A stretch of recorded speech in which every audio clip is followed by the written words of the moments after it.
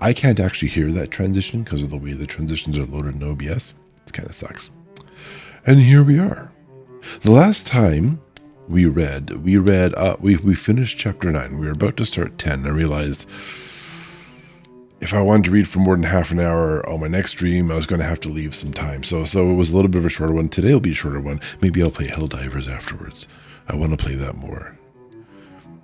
The island, yeah, that's right. The island, it has been purged of the monster in more ways than one. The boys believe they killed it, and the evidence was washed away before, in the midst of a hurricane or a typhoon, a squall from the ocean. At the same time, the boy who was unfortunately unalived, as the kids say these days, they say that, the kids do, he went up the mountain and found the real quote-unquote monster. Yes, Simon. Okay, Simon, that's right. He found the real monster and sort of unhooked the parachute of the man to whom it was attached, and who was very much a dead person. And in that squall, because it was unhooked from the branches from the trees that it was all tangled up in, was blown away unseen. The monster has departed. And as far as the boys in our growing tribe of wild, crazy barbarians and savages are aware, they killed the monster and sent it out to sea. Or ocean. Sent it out to ocean. It oceans now. It's a verb. It's mine. You can use it. I'm going to drink water. Room temperature lemon water. We're going to see how that works for my throat today. Instead of the throat spray, which I paid far too much money for. If this works, then I paid way too much money for that. That's just a reality. Ah, dear. Okay, we're in a PDF. That's right. I remember the pain here was not having a dark mode. Dark mode, everyone, is a godsend. Yeah, just adjust my boxer shorts. Don't mind me.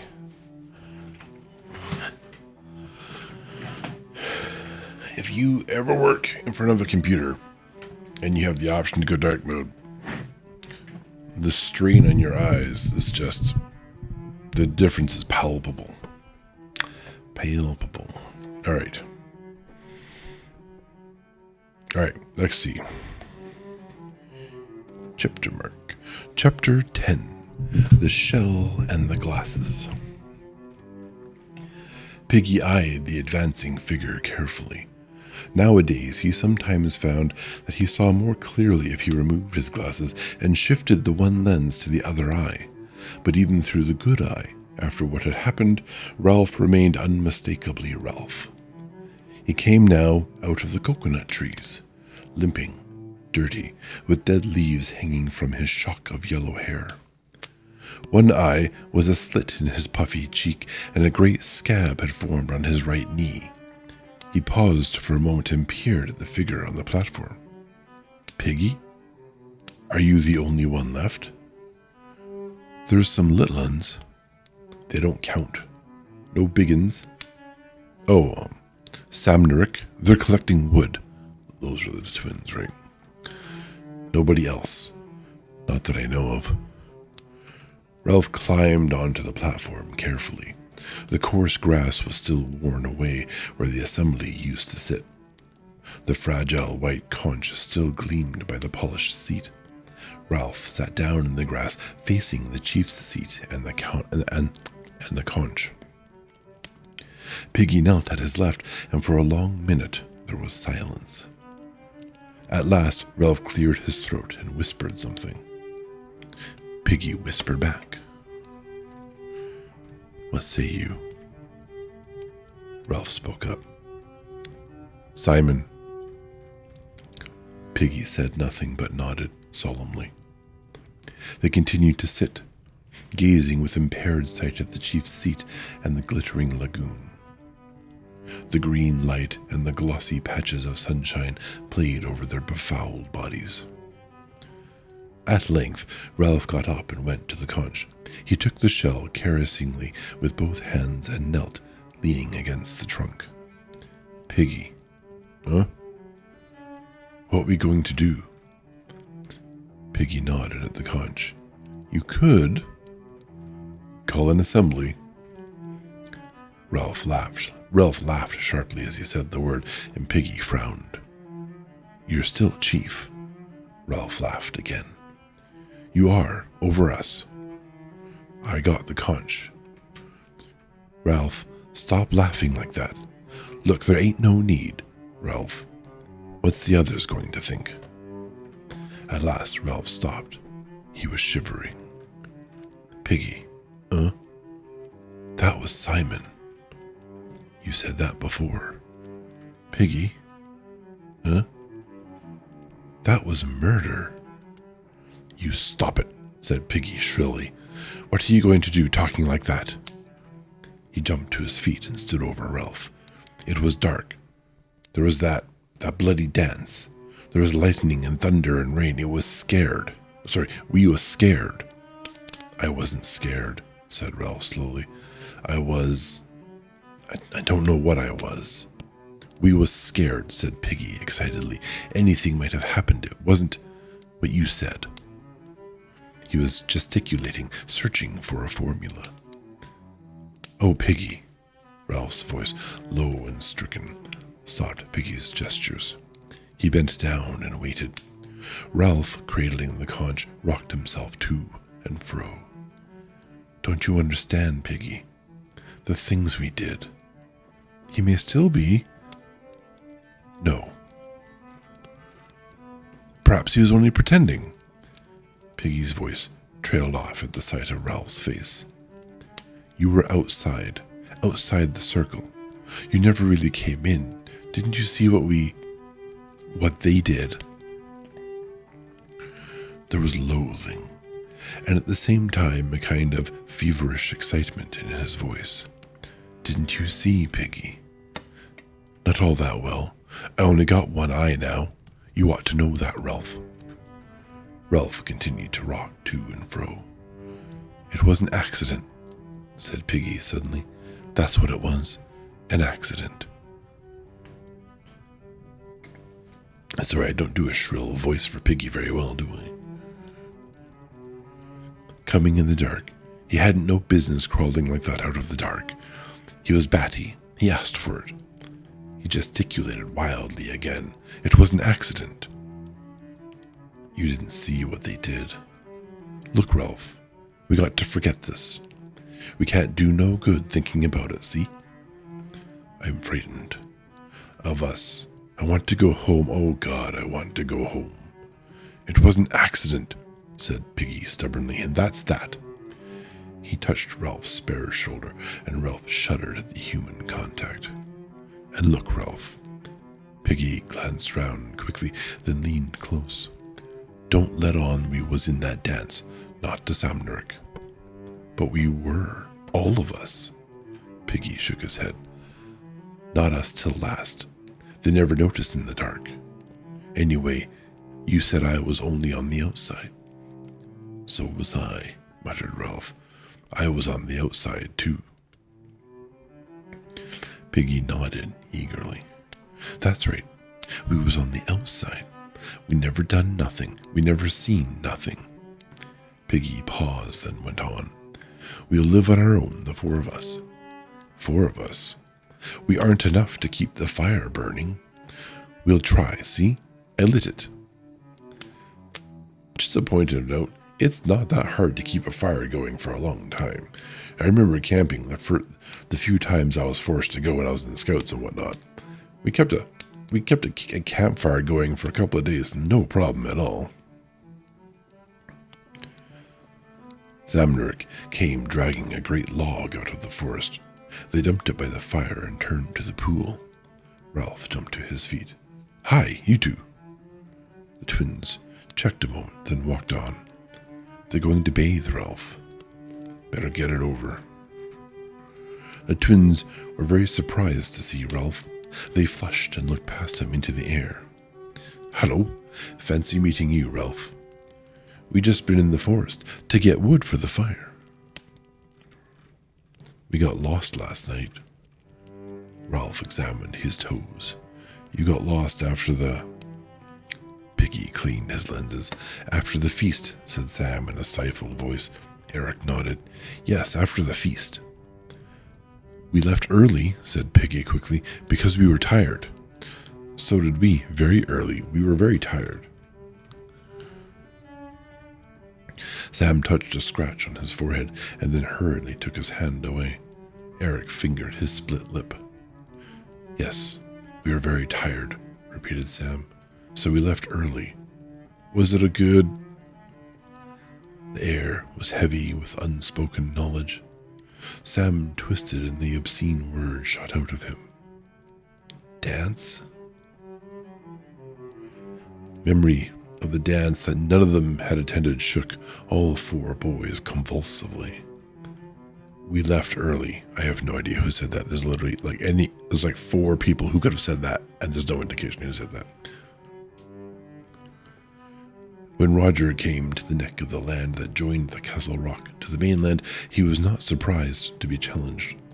He had reckoned, during that terrible night, on finding at least some of the tribe holding out against the horrors of the island in the safest place. The voice rang out sharply from on high, where the diminishing crags were balanced on one another. Halt! Who goes there? Roger. Advance, friend. Roger advanced. You could see who I was. The chief said we got to challenge everyone. Roger peered up. You couldn't stop me coming if I wanted, couldn't I? Climb up and see. Roger clambered up the ladder like Cliff. Look at this. A log had been jammed under the topmost rock and another lever under that. Robert leaned lightly on the lever and the rock groaned. A full effort would send the rock thundering down to the neck of the land. Roger admired. He's a proper chief, isn't he? Robert nodded. He's going to take us hunting. He jerked his head in the direction of the distant shelters where a thread of white smoke climbed up the sky. Roger, sitting on the very edge of the cliff, looked somberly back at the island as he worked with his fingers at a loose tooth. His gaze settled on the top of the distant mountain, and Robert changed the unspoken subject. He's going to beat Wilfred. What for? Robert shook his head doubtfully. I don't know, he didn't say. He got angry and made us tie Wilfred up. He giggled excitedly. He's been tied for hours waiting. But didn't the chief say why? I never heard him.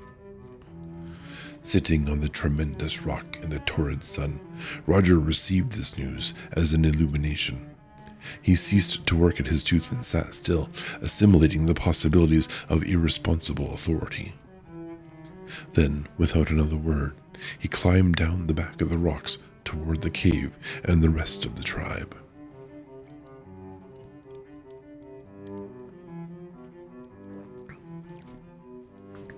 The chief was sitting there, naked to the waist, his face blocked out in white and red. The tribe lay in a semicircle before him. The newly beaten and untied Wilfred was sniffling noisily in the background. Roger squatted with the rest. Tomorrow, went on the chief, we shall hunt again. He pointed at this savage and that with his spear. At this savage and that, so I guess all the boys are savages now. Some of you will stay here to improve the cave and defend the gate. I shall take a few hunters with me and bring back meat.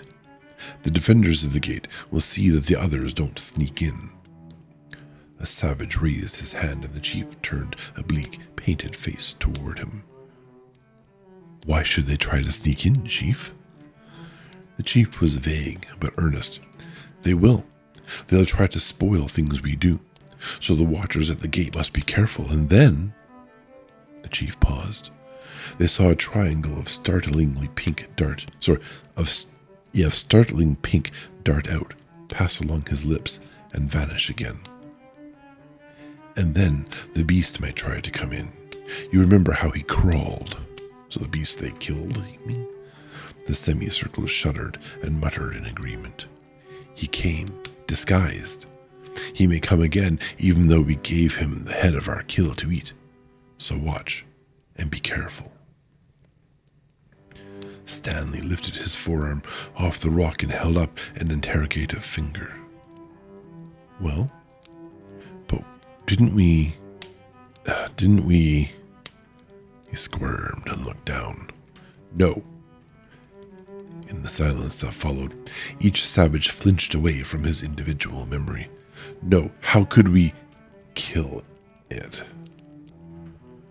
Half relieved, half daunted by the implication of further terrors, the savages murmured again. So leave the mountain alone, said the chief solemnly, and give it the head if you go hunting. Stanley flicked his finger again. I expect the beast disguised itself. Perhaps, said the chief. A theological speculation presented itself. We'd better keep on the right side of him anyhow. You can't tell what he might do. The tribe considered this, and then were shaken as if by a flow of wind. The chief saw the effect of his words and stood abruptly. But tomorrow we'll hunt, and when we've got meat, we'll have a feast. Bill put up his hand. Chief. Yes? What'll we use for lighting the fire? The chief's blush was hidden by the white and red clay.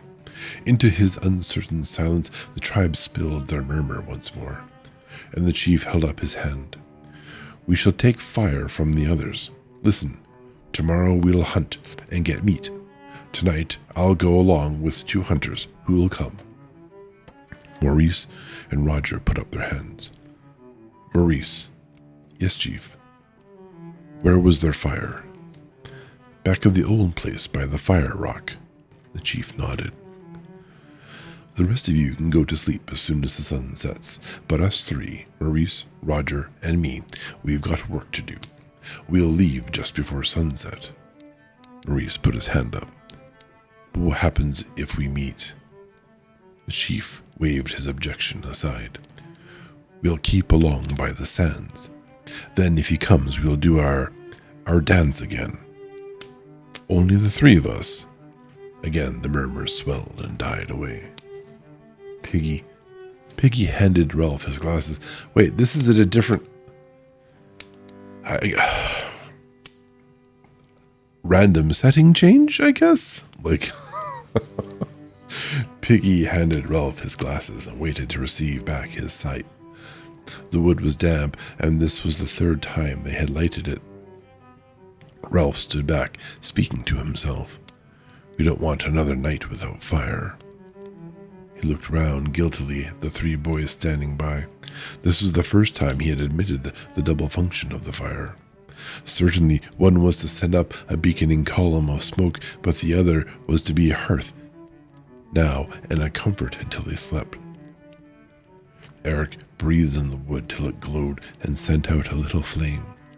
A billow of white and yellow smoke reeked up. Piggy took back his glasses and looked at the smoke with pleasure. If only we could make a radio, or a plane, or a boat. Ralph dredged in his fading knowledge of the world. We might get taken prisoner by the Reds. Eric pushed back his hair. They'd be better than... He would not name people, and Sam finished the sentence for him by nodding along the beach. Ralph remembered the ungainly figure on a parachute. He said something about a dead man. He flushed painfully at this admission that he had been present at the dance. He made urging motions at the smoke and with his body. Don't stop. Go on up. Smoke's getting thinner, says somebody. We need more wood already, even when it's wet. My asthma, that's almost certainly Piggy. The response was mechanical. Sucks to your ass, Mar. If I pull logs, I get my asthma bad. I wish I didn't, Ralph, but there it is. The 3 boys went into the forest and fetched armfuls of rotten wood. Once more the smoke rose, yellow and thick. Let's get something to eat. Together, They went to the fruit trees, carrying their spears, saying little, cramming in haste. When they came out of the forest again, the sun was setting and only embers glowed in the fire, and there was no smoke. I can't carry any more wood, said Eric. I'm tired. Ralph cleared his throat. We kept the fire going up there. Up there, it was small, but this has got to be a big one. Ralph carried a fragment to the fire and watched the smoke that drifted into the dusk. We've got to keep it going. Eric flung himself down. I'm too tired. And what's the good? Eric, cried Ralph in a shocked voice, don't talk like that. Sam knelt by Eric. Well, what is the good? Ralph tried indignantly to remember. There was something good about a fire, something overwhelmingly good. Ralph's told you often enough, said Piggy moodily. How else are we going to be rescued? Of course, if we don't make smoke. He squatted down before them in the crowding dusk. Don't you understand? What's the good of wishing for radios and boats? He held out his hand and twisted the fingers into a fist. There's only one thing we can do to get out of this mess. Anyone can play at hunting.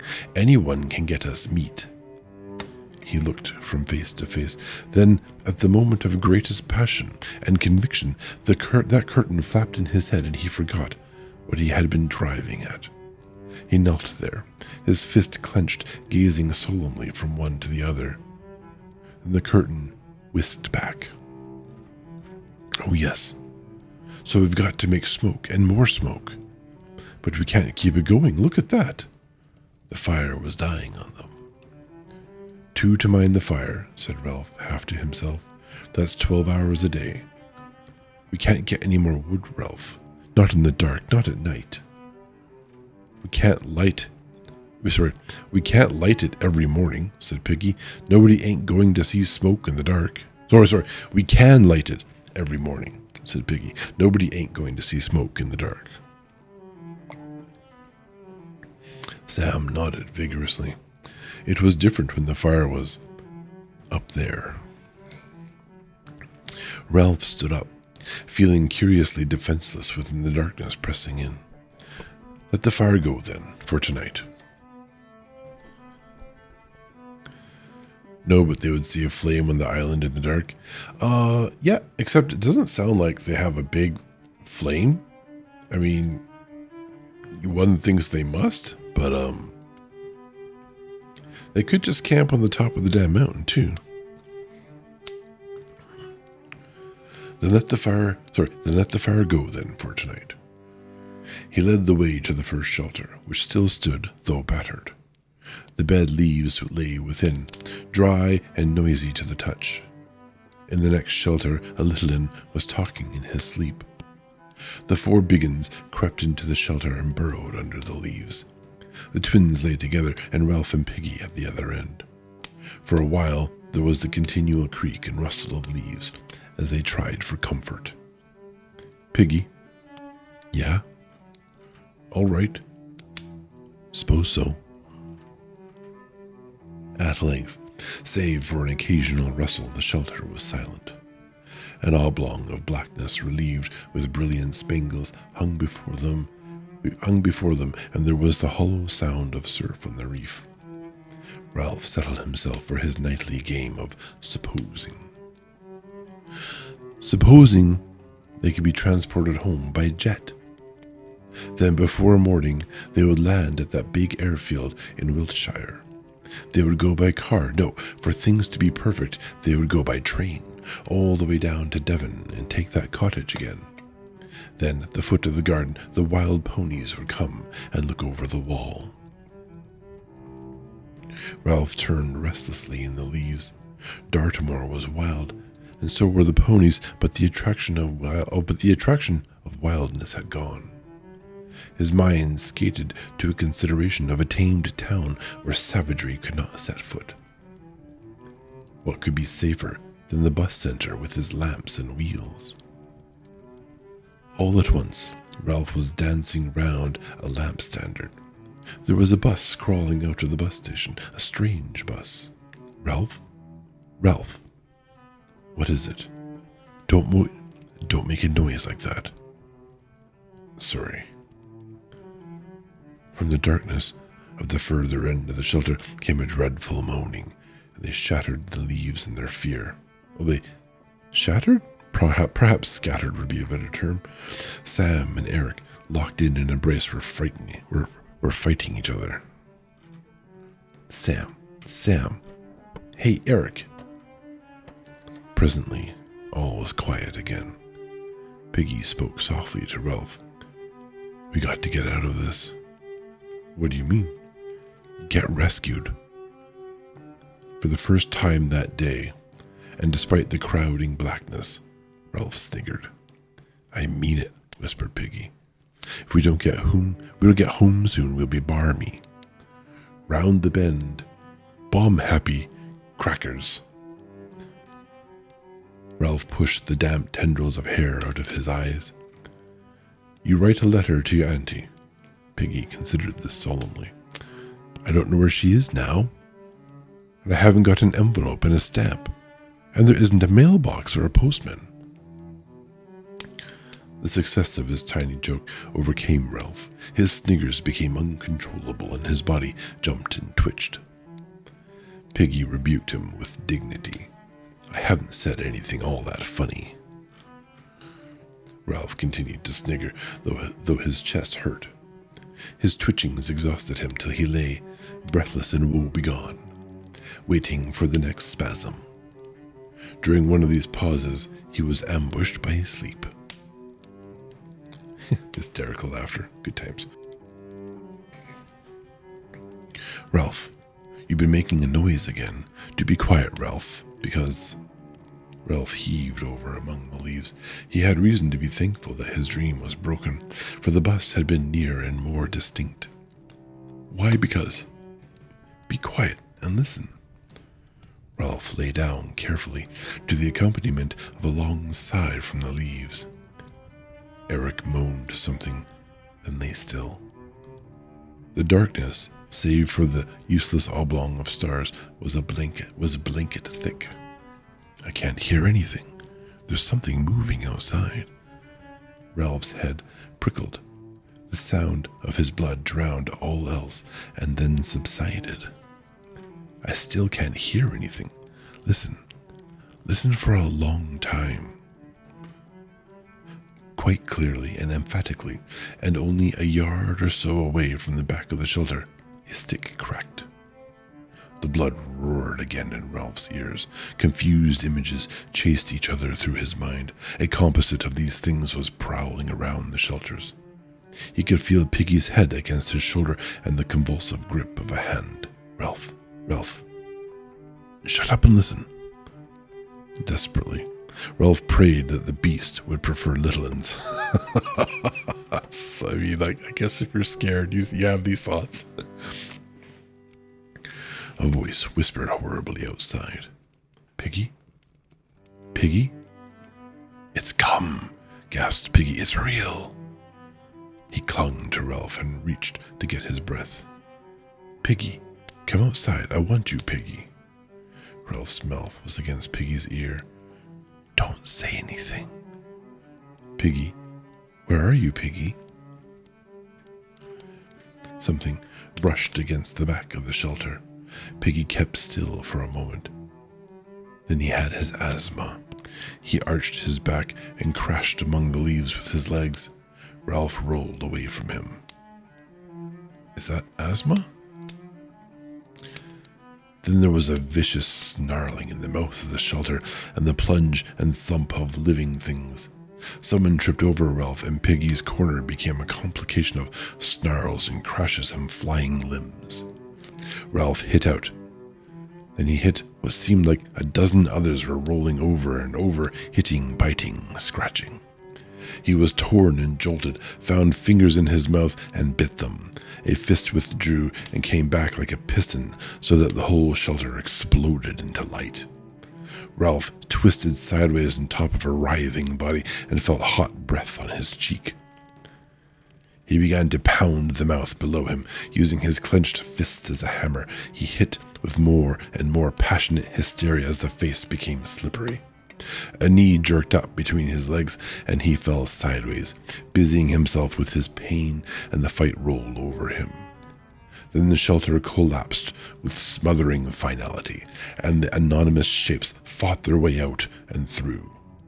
Dark figures drew themselves out of the wreckage and flitted away to the screams of the little ones, and Piggy's gasps were once more audible.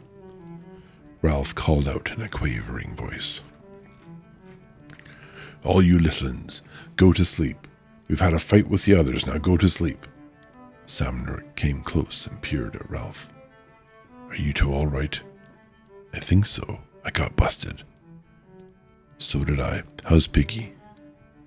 They hauled Piggy clear of the wreckage and leaned him against a tree.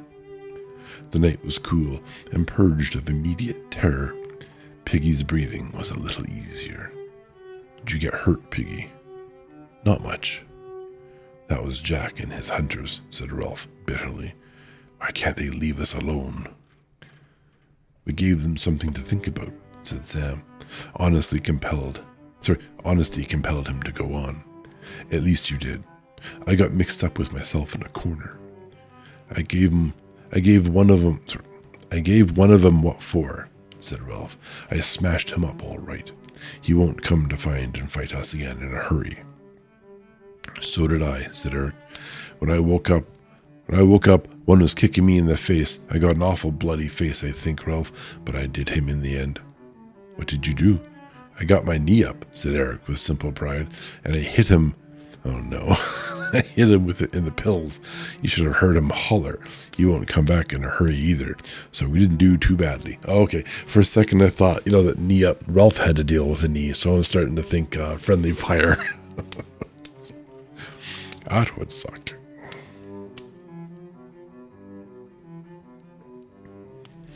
Ralph moved suddenly in the dark. Then he heard Eric working his mouth. "What's the matter?"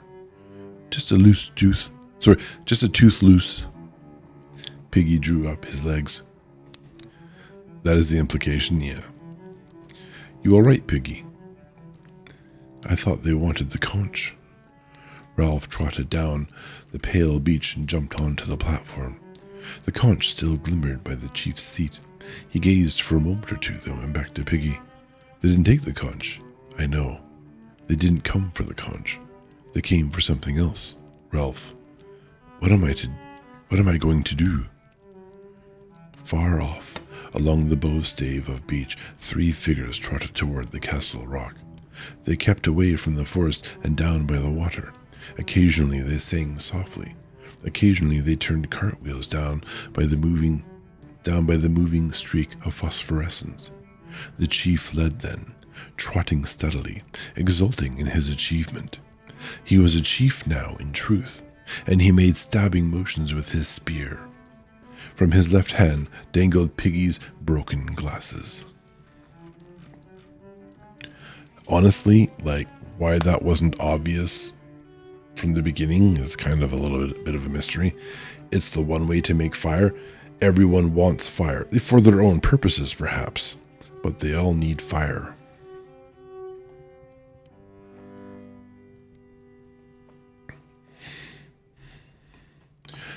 Chapter 11. Castle Rock. In the short chill of dawn, the 4 boys gathered round the black smudge where the fire had been.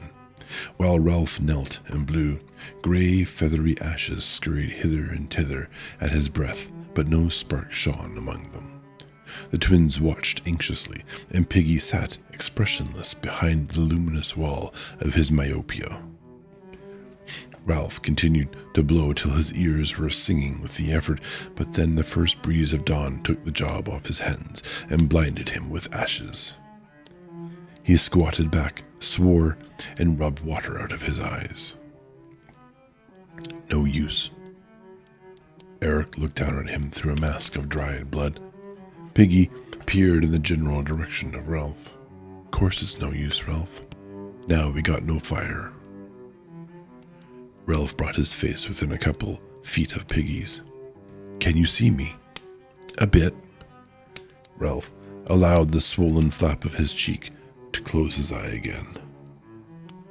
They've got our fire. Rage shrilled his voice. They stole it. That's them, said Piggy. They blinded me, see? That's Jack Merridew. You call an assembly, Ralph. We got to decide what to do. An assembly for only us? It's all we got, Sam. Let me hold on to you. Oh, sorry. It's all we got. Sam, let me hold on to you. They went toward the platform. Blow the conch, said Piggy. Blow as loud as you can. The forest re-echoed and birds lifted, crying out to the treetops, as on that first morning ages ago. Both ways the beach was deserted. Some little inns came from the shelters. Ralph sat down on the polished trunk, and the three others stood before him. He nodded, and Samnerick sat down on the right. Ralph pushed the conch into Piggy's hands. He held the shining thing carefully and blinked at Ralph. Go on, then. I just take the conch to say this. I can't see no more, and I got to get my glasses back. Awful things has been done on this island. I voted for you for chief, and he's the only one who ever got anything done. So now you speak, Ralph, and tell us what, or else. Piggy broke off, sniveling. Ralph took back the conch as he sat down. Just an ordinary fire. You'd think we could do that, wouldn't you? Just a smoke signal so we can be rescued. Are we savages or what? Only now there's no signal going up. Ships may be passing. Do you remember how he went hunting and the fire went out and a ship passed by? And they all think he's best as chief. Then there was... That's his fault too. If it hadn't been for him, it would never have happened. Now Piggy can't see, and they came stealing. Ralph's voice rang up. At night, in the darkness, and stole our fire. They stole it. We'd have given them fire if they'd asked, but they stole it, and the signal's out, and we can't ever be rescued. Don't you see what I mean? We'd have given them fire for themselves, only they stole it. He paused, lamely as the curtain flickered in his brain. Piggy held out his hands for the conch. I guess this reference to a curtain in his brain might be sort of the struggle between his civilized rational mind and maybe a savage element, the other side of the coin as it were. Maybe he just thinks different. Piggy held out his hands for the conch. What you going to do, Ralph? This is just talk without deciding. I want my glasses. I'm trying to think. Supposing we go looking like we used to, washed and hair brushed. After all, we aren't savages really, and being rescued isn't a game. He opened the flap of his cheek and looked at the twins. The flap of his cheek? That puts a horrible image in my mind. We could smarten up a bit and then go. We ought to take spears, said Sam, even Piggy, because we may need them. You haven't got the conch. Piggy held up the shell. You can take spears if you want, but I shan't. What's the good? I'll have to be led like a dog anyhow. Yes, laugh, go on, laugh. There's them on this island that would laugh at anything. And what happened? What's grown-ups going to think? Young Simon was murdered. And there was that other kid what had a mark on his face. Who's seen him since we first come here? Piggy, stop a minute. I got the conch. I'm going to that Jack Merridew and tell him I am. You'll get hurt. What can he do more than he has? I'll tell him what's what. And you let me carry the conch, Ralph. I'll show him the one thing he hasn't got. Then he'll take it. Piggy paused for a moment and peered round at the dim figures. The shape of the old assembly, trodden in the grass, listened to him. I'm going to him with this conch in my hands. I'm going to hold it out. Look, I'm going to say, you're stronger than I am, and you haven't got asthma. You can see, I'm going to say, and with both eyes. But I don't ask for my glasses back, not as a favor. I don't ask you to be a sport, I'll say, not because you're strong, but because what's right's right. Give me my glasses. I'm going to say, you got to. Piggy ended, flushed and trembling. He pushed the conch quickly into Ralph's hands as though in a hurry to be rid of it, and wiped the tears from his eyes. The green light was gentle about them, and the conch lay at Ralph's feet, fragile and white. A single drop of water that had escaped Piggy's fingers now flashed on the delicate curve like a star. At last, Ralph sat up straight and drew back his hair.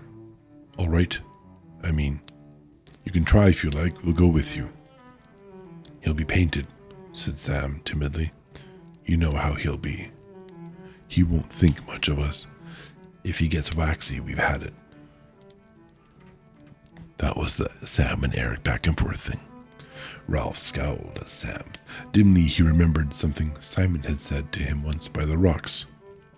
Don't be silly, he said. Then he added quickly, let's go. He held out the conch to Piggy, who flushed this time with pride. You must carry it. When we're ready, I'll carry it. Piggy sought in his mind for words to convey his passionate willingness to carry the conch against all odds. I don't mind. I'll be glad, Ralph. Only I'll have to be led. Ralph put the conch back on the shining log. We better eat and then get ready. They made their way to the devastated fruit trees. Piggy was helped to his food and found some by touch. While they ate, Ralph thought of the afternoon. We'll be like we were. We'll wash. Sam gulped down a mouthful and protested. But we bathe every day. Ralph looked at the filthy objects before him and sighed. We ought to comb our hair. Only it's too long. I've got both socks left in the shelter, said Eric, so we could pull them over our heads like capes, sort of. We could find some stuff, said Piggy, and tie your hair back. Like a girl? No, of course not. Then we must go as we are, said Ralph, and they won't be any better. Eric made a detaining gesture. But they'll be painted. You know how it is. The others nodded. They understood only too well the liberation into savagery that the concealing paint brought. Well, we won't be painted, said Ralph, because we aren't savages. Sam and Eric looked at each other. All the same, Ralph shouted, no paint! He tried to remember. Smoke, he said. We want smoke. He turned on the twins fiercely. I said smoke. We've got to have smoke. There was silence, except for the multitudinous murmur of the bees. At last Piggy spoke kindly. Of course we have. 'Cause the smoke's a signal, and we can't be rescued if we don't have smoke. I knew that, shouted Ralph. He pulled his arm away from Piggy. Are you suggesting? I'm just saying what you always say, said Piggy hastily. I thought for a moment. I hadn't, said Ralph loudly. I knew it all the time. I hadn't forgotten. Piggy nodded. Oh dear. Propitiatingly. Piggy nodded. I'm going to make a command in StreamerBot where I'm going to list words that I cancel in whatever language that's in. That's no English I have ever read or have been aware of in my whole life, and that word should be cancelled. Again, I don't remember the list of cancelled words we have on this stream, but as soon as I get that set up, we will start making a list so we can remember which words no longer exist. Yes.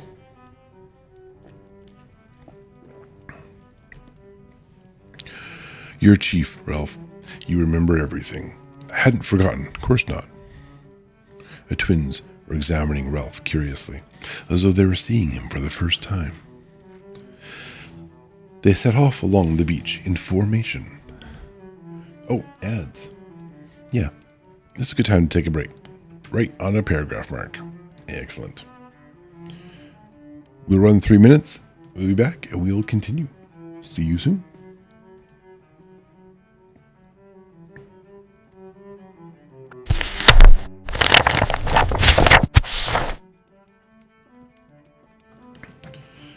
Okay.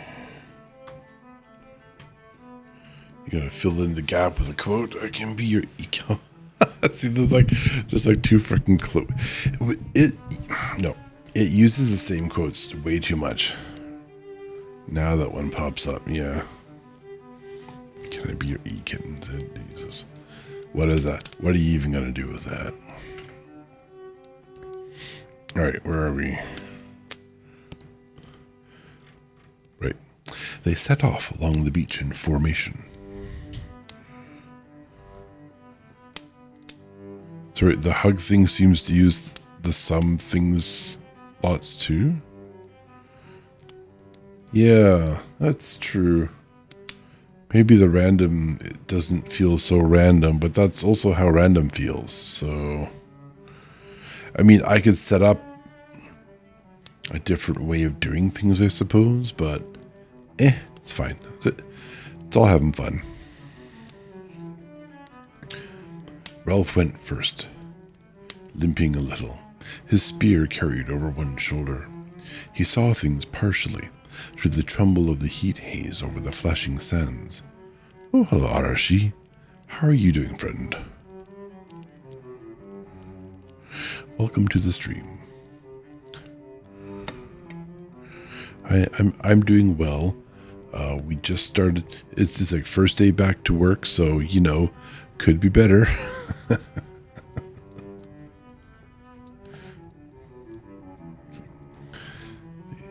Ralph went first, limping a little, his spear carried over one shoulder. He saw things partially through the tremble of the heat haze over the flashing sands and his own long hair and injuries. Behind him came the twins, worried now for a while, but full of unquenchable vitality. Yeah, we're at the second last paragraph, I think, actually.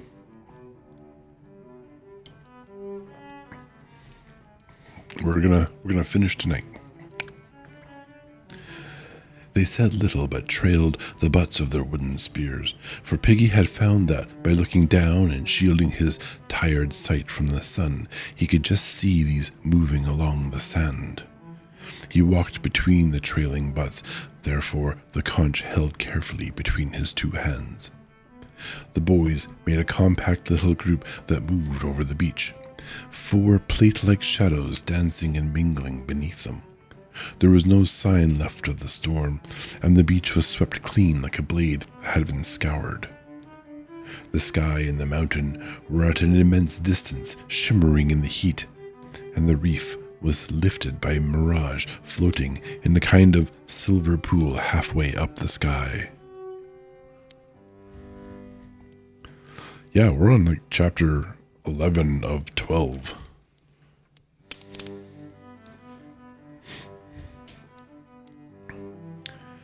They passed the place where the tribe had danced. The charred sticks still lay on the rocks where the rain had quenched them, but the sand by the water was smooth again. They passed this in silence. No one doubted that the tribe would be found at the Castle Rock, and when they came in sight of it, they stopped with one accord. The densest tangle on the island, a mass of twisted stems, black and green and impenetrable, lay on their left, and tall grass swayed before them. Now Ralph went forward, and I am going to mute my cell phone. Oh, one of our friends has just gone live. I am still going to mute my cell phone.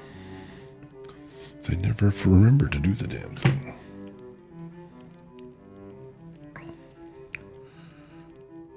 Oh, where were we? The densest tangle on the island, a mass of twisted stems, black and green and impenetrable, lay on their left, and tall grass swayed before them. Now Ralph went forward. Here was the crushed grass where they had all lain when he had gone to prospect.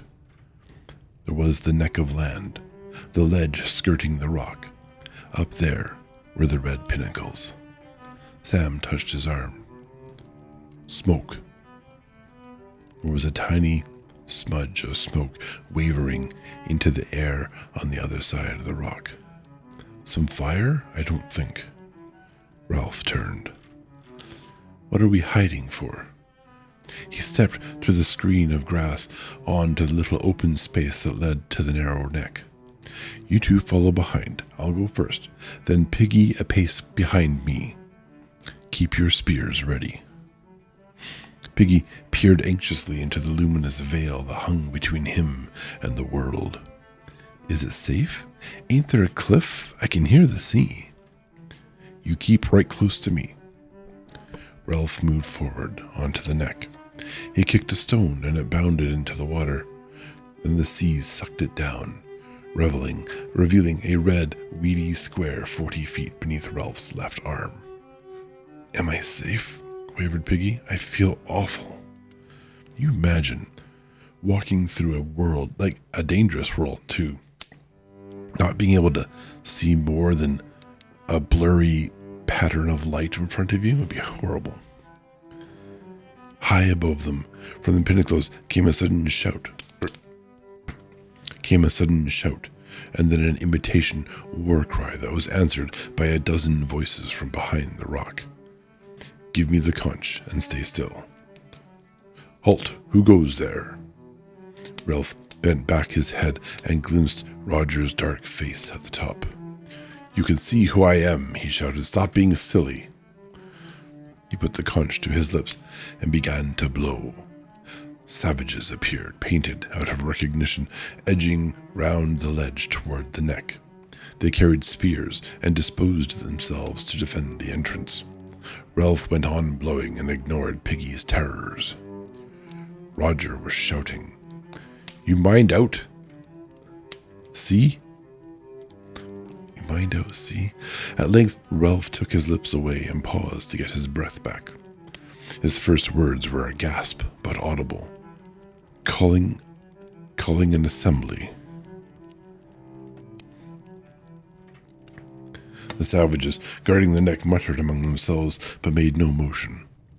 Ralph walked forwards a couple of steps. A voice whispered urgently behind him. Don't leave me, Ralph. You kneel down, said Ralph sideways, and wait till I come back. He stood halfway along the neck and gazed at the savages intently. Freed by the paint, they had tied their hair back and were more comfortable than he was. Ralph made a resolution to tie his own back afterwards. He didn't want to look like a girl before, I think. Indeed, he felt like telling them to wait and doing it there and then. But that was impossible. The savages sniggered a bit, and one gestured at Ralph with his spear. High above, Roger took his hands off the lever and leaned out to see what was going on. The boys on the neck stood in a pool of their own shadow, diminished to shaggy heads. Piggy crouched, his back shapeless as a sack. I'm calling an assembly. Silence. Roger took up a small stone and flung it between the twins, aiming to miss. They started, and Sam only just kept his footing. Some source of power began to pulse in Roger's body. Ralph spoke again, loudly. I'm calling an assembly. He ran his eye over them. Where's Jack? The group of boys stirred and consulted. A painted face spoke with the voice of Robert. He's hunting, and he said we weren't to let you in. I've come to see about the fire, said Ralph, and about Piggy's specs. The group in front of him shifted, and laughter shivered outwards from among them, light, excited laughter that went echoing among the tall rocks. A voice spoke from behind Ralph. What do you want? The twins made a bolt past Ralph and got between him and the entry. He turned quickly. Jack, identifiable by personality and red hair, was advancing from the forest. A hunter crouched on either side. All three were masked in black and green. Behind them on the grass, the headless and paunched body of a sow lay where they had dropped it. Piggy wailed. Ralph Ralph, don't leave me. With ludicrous care, he embraced the rock, pressing himself to it above the sucking sea. The sniggering of the savages became a loud derisive jeer. Jack shouted above the noise, "You go away, Ralph. You keep to your end. This is my end and my tribe. You leave me alone." The jeering died away. "You pinched Piggy's specs," said Ralph breathlessly. "You've got to give them back." "Got to? Who says?" Ralph's temper blazed out. "I say. You voted for me for chief. Didn't you hear the conch? You played a dirty trick. We'd have given you fire if you asked for it." The blood was flowing in his cheeks and the bunged-up eye throbbed. "You could have had fire whenever you wanted, but you didn't. You came sneaking up like a thief and stole Piggy's glasses." "Say that again. Thief! Thief!" Piggy screamed. "Ralph, mind me!" Jack made a rush and stabbed at Ralph's chest with his spear. Ralph sensed the position of the weapon from the glimpse he caught of Jack's arm and put the thrust aside with his own butt. Then he brought the end round and caught Jack in a stinger across the ear. They were chest to chest, breathing fiercely, pushing and glaring. "Who's a thief? You are." Jack wrenched free and swung at Ralph with his spear. By common consent, they were using the spears as sabers now, no longer daring the lethal points. The blow struck Ralph's spear and slid down to fall agonizingly on his fingers. Then they were apart once more, their positions reversed. Jack toward the castle rock and Ralph on the outside toward the island. Both boys were breathing very heavily. "Come on then, come on." Truculently, they squared up to each other, but kept just out of fighting distance. "You come on and see what you get. You come on." I see there's a bit of a circular conversation happening here. Piggy clutching the ground was trying to attract Ralph's attention. Ralph moved, bent down, kept a weary eye on Jack. "Ralph, remember what we came for. The fire, my specs." Ralph nodded. He relaxed his fighting muscles, stood easily, and grounded the butt of his spear. Jack watched him inscrutably through his paint. Ralph glanced up at the pinnacles, then toward the group of savages. "Listen, we've come to say this. First, you've got to give Piggy specs.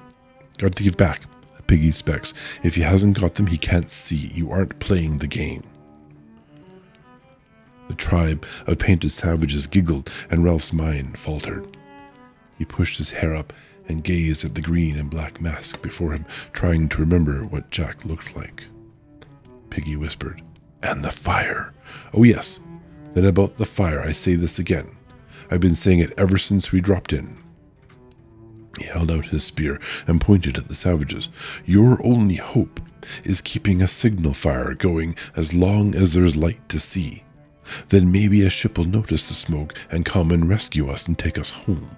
But without that smoke, we've got to wait till some ship comes by accident. We might wait years, till we were old." The shivering, silvery, unreal laughter of the savages sprayed out and echoed away. A gust of rage shook Ralph. His voice cracked. "Don't you understand, you painted fools? Sam, Eric, Piggy, and me, we aren't enough. We tried to keep the fire going, but we couldn't. And then you, playing at hunting."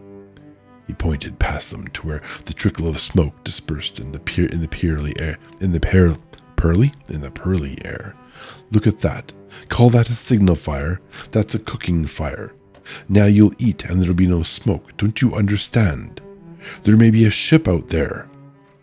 He paused, defeated by the silence and the painted anonymity by the painted, unidentifiable faces of the group guarding the entry.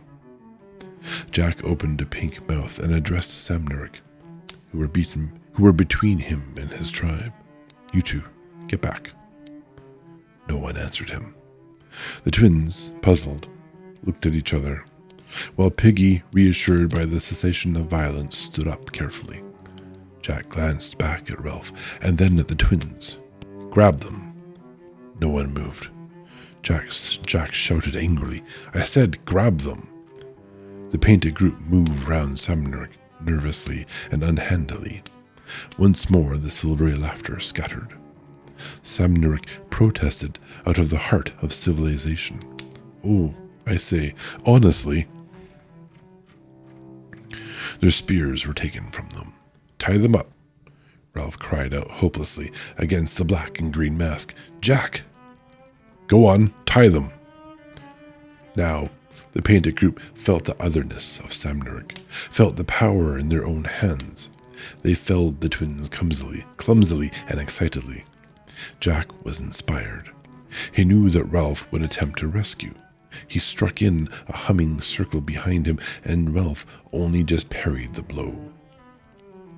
Beyond them, the tribe and the twins were a loud and writhing heap. Piggy crouched again, then the twins lay, astonished, and the tribe stood round them. Jack turned to Ralph and spoke between his teeth. Yeah, look, my timed event thingy finally went off. See, they do what I want. There was silence again. The twins lay inexpertly tied up, and the tribe watched Ralph to see what he would do. He numbered them through his fringe, glimpsed the ineffectual smoke. His temper broke. He screamed at Jack. You're a beast and a swine and a bloody thief. He charged. Jack, knowing this was the crisis, charged too. They met with a jolt and bounced apart. Jack swung with his fist at Ralph and caught him on the ear. Ralph hit Jack in the stomach and made him grunt. Then they were facing each other again, panting and furious, but unnerved by each other's ferocity. They became aware of the noise that was the background to this fight, the steady, shrill cheering of the tribe behind them. Piggy's voice penetrated to Ralph. Let me speak. He was standing in the dust of the fight, and as the tribe saw his intention, the shrill cheer changed to a steady booing. Piggy held up the conch, and the booing sagged a little, then came up again to strength. I got the conch, he shouted. I tell you, I got the conch. Surprisingly, there was silence now. The tribe were curious to hear what amusing thing he might have to say.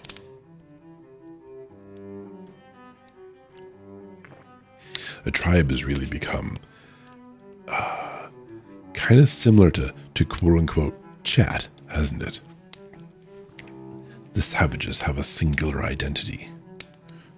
The mob rule, I suppose. Silence and pause. But in the silence, a curious air noise. Close by Ralph's head, he gave it half his attention. And there it was again, a faint zup.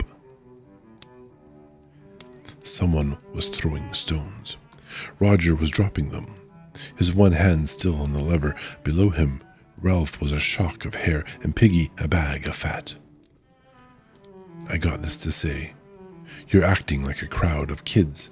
The booing rose and died again as Piggy lifted the white magic shell. Which is better, to be a pack of painted Indians like you are, or to be sensible like Ralph is? Excuse the racism. A great clamor rose among the savages. Piggy shouted again. Which is better, to have rules and agree, or to hunt and kill? Again the clamor, and again, zip. Ralph shouted against the noise. Which is better, law and rescue, or hunting and breaking things up? Now Jack was yelling too, and Ralph could no longer make himself heard. Jack had backed right against the tribe, and they were a solid mass of menace that bristled with spears. The intention of a charge was forming among them, and they were working up to it, and the neck would be swept clear. Ralph stood facing them, a little to one side, his spear ready. By him stood Piggy, still holding out the talisman, the fragile, shining beauty of the shell. The storm of sound beat at them, an incantation of hatred.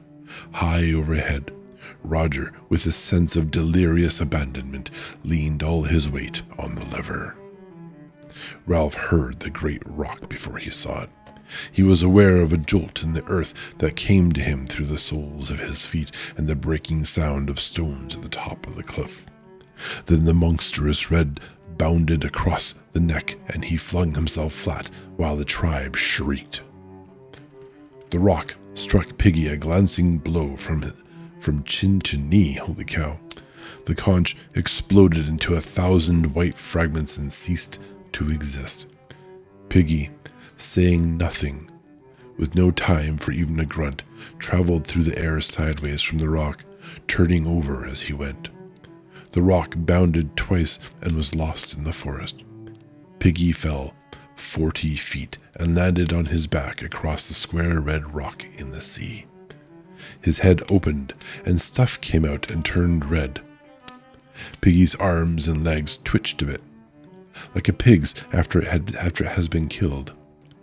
Then the sea breathed again in a long, slow sigh.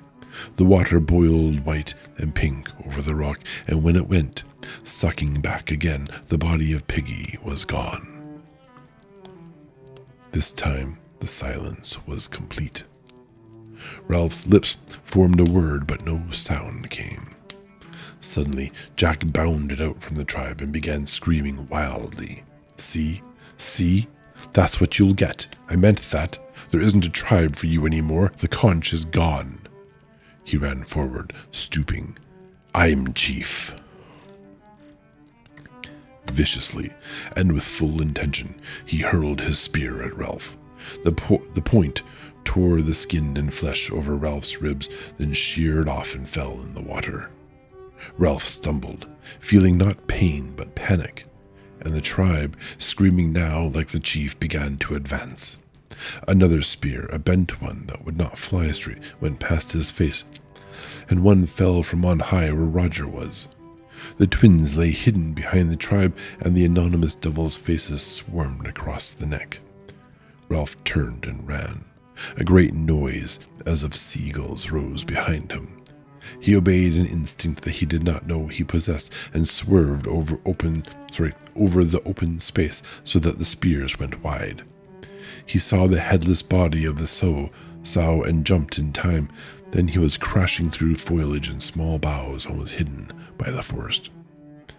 The chief stopped by the pig, turned and held up his hands. Back! Back to the fort! Presently, the tribe returned noisily to the neck where Roger joined them. The chief spoke to him angrily. Why aren't you on watch? Roger looked at him gravely. I just came down. The hangman's horror clung round him. The chief said no more to him, but looked down at Samneric. You got to join the tribe. You let me go, and me. The chief snatched one of the few spears that were left and poked Sam in the ribs. What do you mean by it, eh? Said the chief fiercely. What do you mean by coming with spears? What do you mean by not joining my tribe? The prodding became rhythmic. Sam yelled, That's not the way. Roger edged past the chief, only just avoiding pushing him with his shoulder. The yelling ceased, and Samneric lay looking up in quiet terror. Roger advanced upon them as one wielding a nameless authority.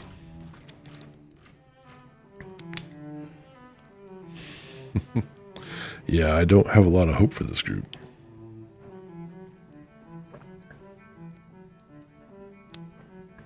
Oh, my glass needs to be cleaned. Holy cow. Chapter 12. Cry of the Hunters. Ralph lay in a covert, wondering about his wounds.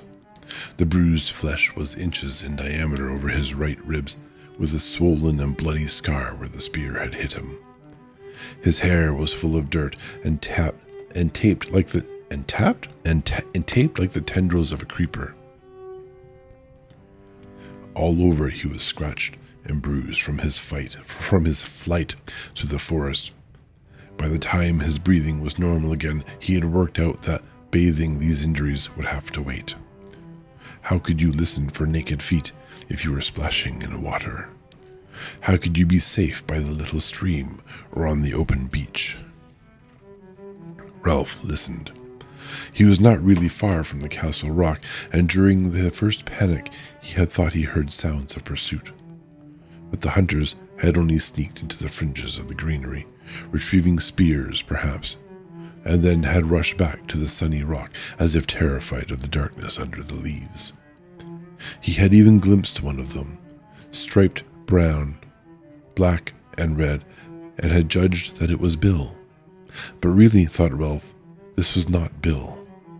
This was a savage whose image refused to blend with that ancient picture of a boy in shorts and shirt. The afternoon died away. The circular spots of sunlight moved steadily over green fronds and brown fiber, but no sound came from behind the rock. At last, Ralph wormed out of the ferns and sneaked forward to the edge of that impenetrable thicket that fronted the neck of land. He peered with elaborate caution between branches at the edge and could see Robert sitting on guard at the top of the cliff. He held a spear in his left hand and was tossing up a pebble and catching it again with the right. Behind him, a column of smoke rose thickly, so that Ralph's nostrils flared and his mouth dribbled. He wiped his nose and mouth with the back of his hand, and for the first time since the morning felt hungry. The tribe must be sitting round the gutted pig, watching the fat ooze and burn among the ashes. They would be intent. Another figure, an unrecognizable one, appeared by Robert and gave him something, then turned and went back behind the rock. Robert laid his spear on the rock beside him and began to gnaw between his raised hands, so the feast was beginning and the watchman had been given his portion. Ralph saw that for the time being he was safe. He limped away through the fruit trees, drawn by the thought of the poor food, yet bitter when he remembered the feast. Feast today, and then tomorrow. He argued unconvincingly that they would let him alone, perhaps even make an outlaw of him. But then the fatal unreasoning knowledge came to him again. The breaking of the conch and the deaths of Piggy and Simon lay over the island like a vapor. These painted savages would go further and further. Then there was that indefinable connection between himself and Jack, who therefore would never let him alone. Never. He paused, sun-flecked, holding up a bough, prepared to duck under it. A spasm of terror set him shaking, and he cried aloud. No, they're not as bad as that. It was an accident. He ducked under the bough, ran clumsily, then stopped and listened. He came to the smashed acres of fruit and ate greedily. He saw two little ones, and, not having any idea of his own appearance, wondered why they screamed and ran. When he had eaten, he went toward the beach. The sunlight was slanting now into the palms by the wrecked shelter. There was the platform and the pool. The best thing to do was to ignore this leaden feeling about the heart and rely on their common sense, their daylight sanity. Now that the tribe had eaten, the thing to do was to try again. And anyway, he couldn't stay here all night in an empty shelter by the deserted platform. His flesh crept and he shivered in the evening sun.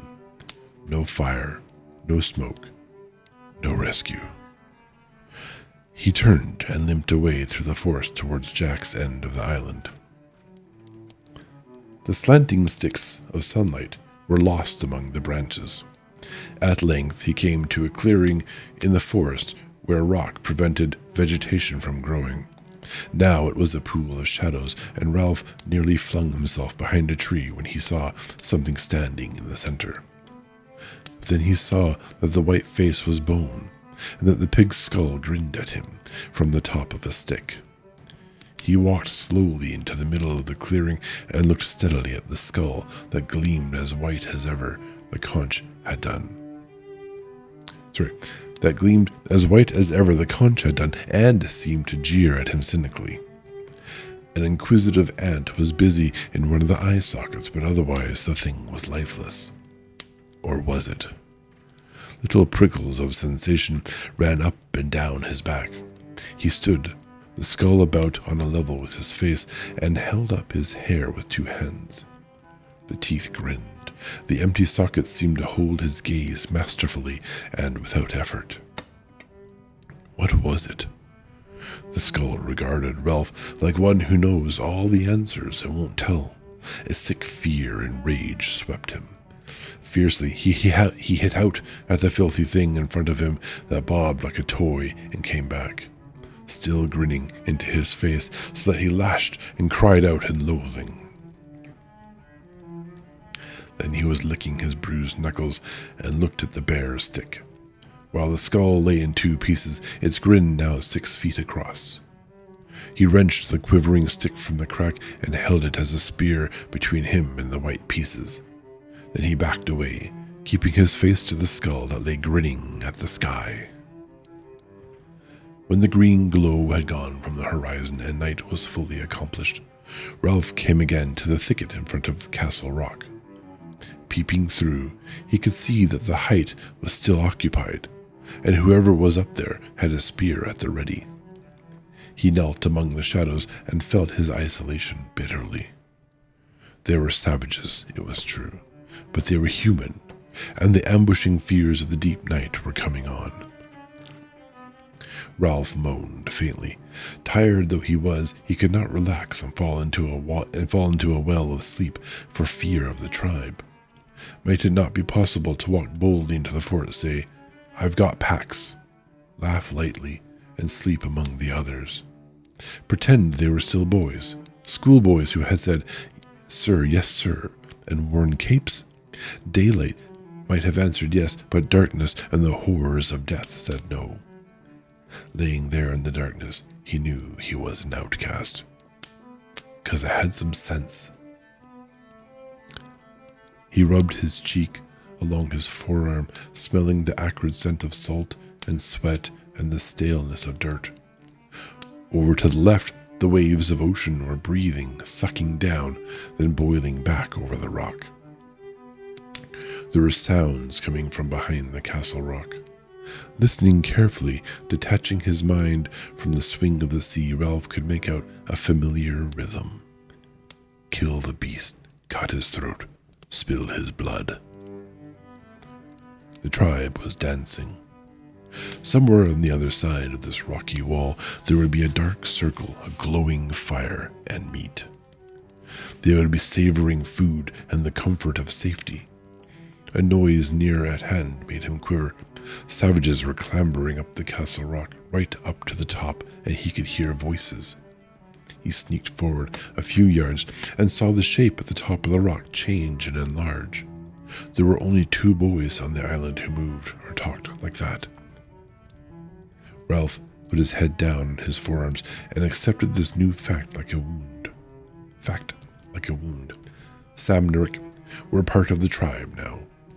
They were guarding the castle rock against him. There was no chance of rescuing them and building up an outlaw tribe at the other end of the island. Samneric were savages like the rest.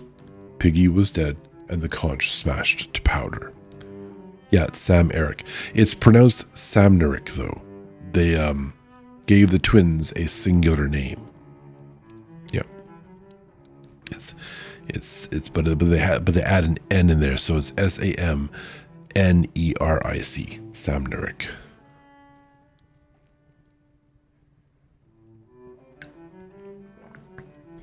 At length, the guard climbed down. The 2 that remained seemed nothing more than a dark extension of the rock. A star appeared behind them and was momentarily eclipsed by some movement. Yeah, there's no fancy punctuation, but yeah, that's basically it. It only is SAM, so SAM as in meritocracy, and then N as in Nelly. So yeah, it's Samneric. The most important detail of this stream, apparently. The typos. I mean, they've done this so many times. I'll happily accept typos if they tell me who the hell is speaking when someone speaks. Ralph edged forward, feeling his way over the uneven surface as though he were blind. There were miles of vague water at his right, and the restless ocean lay under his left hand, as awful as the shaft of a pit. Every minute the water breathed around the death rock and flowed into a field of whiteness. Ralph crawled until he found the edge of the entry in his grasp. The lookouts were immediately above him, and he could see the end of a spear projecting over the rock. He called very gently, "Samnerik?" There was no reply. To carry, he must speak louder, and this would rouse those striped and inimical creatures from their feasting by the fire. He set his teeth and started to climb, finding the holds by touch. The stick that had supported a skull hampered him, but he would not be parted from his only weapon. He was nearly level with the twins before he spoke again. "Samnerik." He heard a cry and a flurry from the rock. The twins had grabbed each other and were gibbering. "It's me, Ralph." Terrified that they would run and give the alarm, he hauled himself up until his head and shoulders stuck over the top. Far below his armpit, he saw the luminous flowing round the rock. "It's only me, Ralph." At length, they bent forward and peered in his face. "We thought it was. We didn't know what it was. We thought..." Memory of their new and shameful loyalty came to them. Eric was silent, but Sam tried to do his duty. "You got to go, Ralph. You go away now." He wagged his spear and essayed fierceness. "You shove off, see?" Eric nodded agreement and jabbed his spear in the air. Ralph leaned on his arms and did not go. "I came to see you two." His voice was thick. His throat was hurting him now, though it had received no wound. "I came to see you two." Words could not express the dull pain of these things. He fell silent, while the vivid stars were split and danced all ways. Sam shifted uneasily. "Honest, Ralph, you'd better go." Ralph looked up again. "You two aren't painted. How can you..." If it were light, shame would burn them at admitting these things. But the night was dark. Eric took up, and then the twins started their antiphonal speech. "You got to go because it's not safe. They made us. They hurt us." "Who, Jack?" "Oh no." They bent to him, lowered their voices. "Push off, Ralph. It's a tribe. They made us. We couldn't help it." When Ralph spoke again, his voice was low and seemed breathless. "What have I done? I liked him, and I wanted us to be rescued." Again, the stars spilled about the sky. Eric shook his head earnestly. "Listen, Ralph. Never mind what's sense. That's gone. Never mind about the chief. You got to go for your own good. The chief and Roger, yes, Roger, they hate you, Ralph. They're going to do you. They're going to hunt you tomorrow. But why? I don't know. And Ralph, Jack, the chief, says it'll be dangerous. And we've got to be careful and throw our spears like at a pig. We're going to spread out in a line across the island. And we're going forward from this end until we find you. We've got to give signals like this." Eric raised his head and achieved a faint ululation. Oh my goodness, that's not how you say that. Ululation.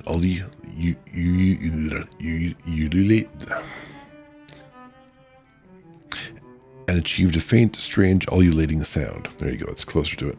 By beating on his open mouth. And he glanced behind him nervously. Like that, only louder, of course. "But I've done nothing," whispered Ralph urgently. "I only wanted to keep a fire up." He paused for a moment, thinking miserably of the morrow. A matter of overwhelming importance occurred to him. Ululation. Yeah, it feels like it should be smoother than that, you know. Let's just, you know, I'm gonna look it up. We're probably like 4 sentences from the end of the damn story, but who cares? Ululation. Ululation, because it starts with a U. It's trilling or blah blah blah. I know what it is. Ululation is a practice this. Oh, here's a little speaker sound. It's ululation, according to Wikipedia. It's a word break, yeah. Ululation. I want to say ululation, though. It's, whatever. I guess the L is somewhat silent, I suppose. Anyhow. He paused for a moment, thinking miserably of the morrow. A matter of overwhelming importance occurred to him. What are you? He could not bring himself to be specific at first, but then fear and loneliness goaded him. When they find me, what are they going to do? The twins were silent. Beneath him, the death rock flowered again. What are they? Oh God, I'm hungry. The towering rock seemed to sway under him. Well, what? The twins answered his question indirectly. You got to go now, Ralph. For your own good. Keep away as far as you can. Won't you come with me? The three of us, we'd stand a chance. After a moment's silence, Sam spoke in a strangled voice. You don't know Roger. He's a terror. And the chief, they're both terrors. Only Roger. Both boys froze. Someone was climbing toward them from the tribe. He's coming to see if we're keeping watch. Quick, Ralph. As he prepared to let himself down the cliff, Ralph snatched the last possible advantage to be wrung out of this meeting. I'll lie up close in that thicket down there, he whispered, so keep them away from it. They'll never think to look so close. The footsteps were still some distance away. Sam, I ain't going to be all right, aren't I? The twins were silent again. Here, said Sam suddenly, take this. Ralph felt a chunk of meat pushed against him, and he grabbed it. What are you going to do when you catch me? Silence above. He sounded silly to himself. He lowered himself down the rock. What are you going to do? From the top of the towering rock came the incomprehensible reply. Roger sharpened a stick at both ends. Ouch. Roger sharpened a stick at both ends. Ralph tried to attach a meaning to this but could not. He used all the bad words he could think of in a fit of temper that passed into yawning. How long could you go without sleep? He yearned for a bed and sheets, but the only whiteness here was the slow spilt milk, luminous round the rock 40 feet below, where Piggy had fallen. Piggy was everywhere, was on this neck, was become terrible in darkness and death. If Piggy were to come back now out of the water with his empty head, Ralph whimpered and yawned like a little one. The stick in his hand became a crutch on which he reeled. Then he tensed again. There were voices raised on the top of the castle rock. Sam and Rick were arguing with someone, but the ferns and the grass were near, and that was the place to be in, hidden, and next to the thicket that would serve for tomorrow's hideout. Here, and his hands touched the grass, was a place to be in for the night, not far from the tribe, so that if the horrors of the supernatural emerged, one could at least mix with humans for the time being, even if it meant... What did it mean? A stick sharpened at both ends. What was there in that? They had thrown spears and missed all but one.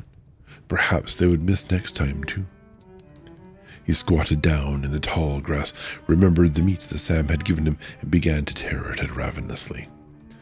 While he was eating, He heard fresh noises, cries of pain from Samneric, cries of pain, angry voices.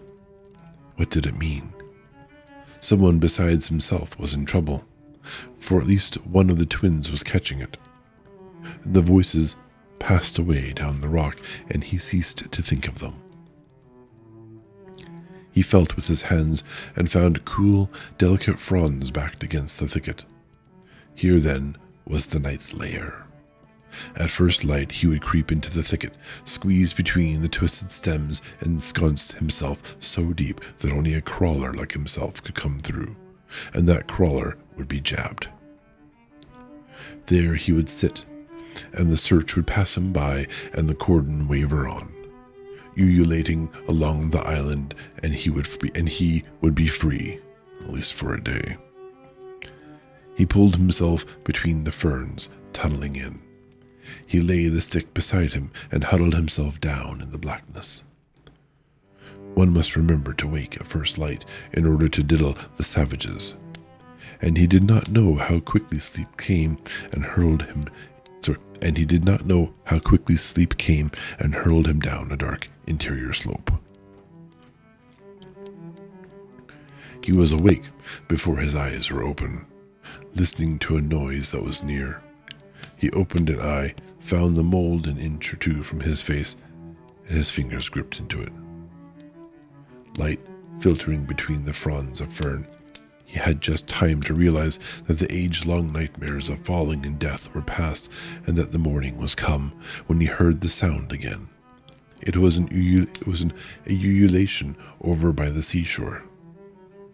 And now the next savage answered, and the next. The cry swept by him across the narrow end of the island from sea to lagoon, like the cry of a flying bird. He took no time to consider, but grabbed his sharp stick and wriggled back among the ferns. Within seconds, he was worming his way into the thicket, but not before he had glimpsed the legs of a savage coming toward him. The ferns were thumped and beaten, and he heard legs moving in the long grass. The savage, whoever he was, ululated twice, and the cry was repeated in both directions, then died away. Ralph crouched still, tangled in the ferns, and for a time he heard nothing. At last he examined the thicket itself. Certainly no one could attack him here, and moreover he had a stroke of luck. The great rock that had killed Piggy had bounded into this thicket and bounced there, right in the center, making a smashed space a few feet in extent each way. When Ralph had wriggled into this, he felt secure and clever. He sat down carefully among the smashed stems and waited for the hunt to pass. Looking up between the leaves, he caught a glimpse of something red. That must be the top of Castle Rock, distant and unmenacing. He composed himself triumphantly to hear the sounds of the hunt dying away. Yet no one made a sound, and as the minutes passed in the green shade, his feeling of triumph faded. At last he heard a voice, Jack's voice, but hushed. "Are you certain?" The savage addressed and said nothing. Perhaps he made a gesture. Roger spoke. "If you're fooling us." Immediately after this there came a gasp and a squeal of pain. Ralph crouched instinctively. One of the twins was there, outside the thicket with Jack and Roger. "You're sure he meant in there?" The twin moaned faintly and then squealed again. "He meant he'd hide in there. Yes, yes, oh." Tortured, yep. Silver laughter scattered among the trees, so they knew. Ralph picked up his stick and prepared for battle. But what could they do? It would take them a week to break a path through the thicket, and anyone who wormed his way in would be helpless. He felt the point of his spear with his thumb and grinned without amusement.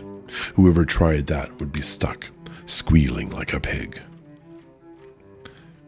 They were going away, back to the Tower Rock. He could hear feet moving, and then someone sniggered. There came again that high, bird-like cry that swept along the line, so some were still watching him. So some were still watching for him, but some... There was a long, breathless silence. Ralph found that he had bark in his mouth from the gnawed spear. He stood and peered upwards to the castle rock. As he did so, he heard Jack's voice from the top. Heave, heave, heave. The red rock that he could see at the top of the cliff vanished like a curtain, and he could see figures and blue sky. A moment later, the earth jolted, and there was a rushing sound in the air, and the top of the thicket was cuffed as with a gigantic hand. The rock bounded on, thumping and smashing toward the beach, while a shower of broken twigs and leaves fell on him. Beyond the thicket, the tribe was cheering. Silence again. Ralph put his fingers in his mouth and bit them. There was only one other rock up there that they might conceivably move, but that was half as big as a cottage, as big as a car, a tank. He visualized its probable progress with agonizing clearness. That one would start slowly, drop from ledge to ledge, trundle across the neck like an outsized steamroller. Heave, heave, heave. Ralph put down his spear, then picked it up again. He pushed his hair back irritably, took 2 hasty steps across the little space, and then came back. He stood, looking at the broken ends of branches. Still silence. He caught sight of the rise and fall of his diaphragm and was surprised to see how quickly he was breathing. Just left of center, his heartbeats were visible. He put the spear down again. Heave, heave, heave. A shrill, prolonged cheer. Something boomed up on the red rock, and the earth jumped and began to shake steadily, while the noise as steadily increased. Ralph was shot into the air, thrown down, dashed against branches. At his right hand, and only a few feet away, the whole thicket bent, and the roots screamed as they came out of the earth together. He saw something red that turned over slowly as a mill wheel. The red thing was past, and the elephantine progress diminished toward the sea. Ralph knelt on the plowed-up soil and waited for the earth to come back. Presently, the white, broken stumps, the split sticks, and the tangle of the thicket refocused. There was a kind of heavy feeling in his body where he had watched his own pulse. Silence again. Yet not entirely so. They were whispering out there, and suddenly the branches were shaken furiously at 2 places on his right. The pointed end of a stick appeared. In panic, Ralph thrust his own stick through the crack and struck with all his might. Ah! That was my dramatic scream of pain. His spear twisted a little in his hands, and then he withdrew it again. And then someone says, "Oh, oh," probably like in pain or excitement or panic. No one knows. It's just, "Oh, oh." Okay, so imagine that. Dramatic. Someone was moaning outside, and a babble of voices rose. A fierce argument was going on, and the wounded savage kept groaning. Then, when there was silence, a single voice spoke, and Ralph decided that it was not Jack's. "See? I told you, he's dangerous." He's the dangerous outsider, the other.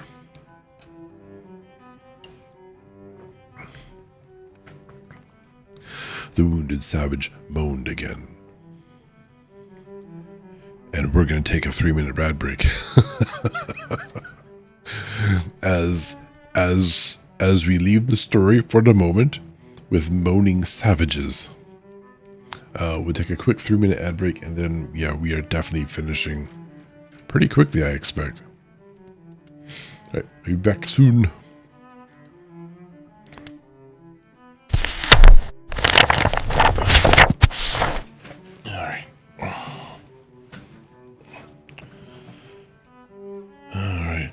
Oh man, we got a ton of followers last time. Holy cow. I'm just looking at the goal at the bottom there. It's like we're at 124, and to the thrilling conclusion. What's that like? Hang on. Yeah, we did. Like yesterday alone, we got, let's see, 1, 2, 3, 4,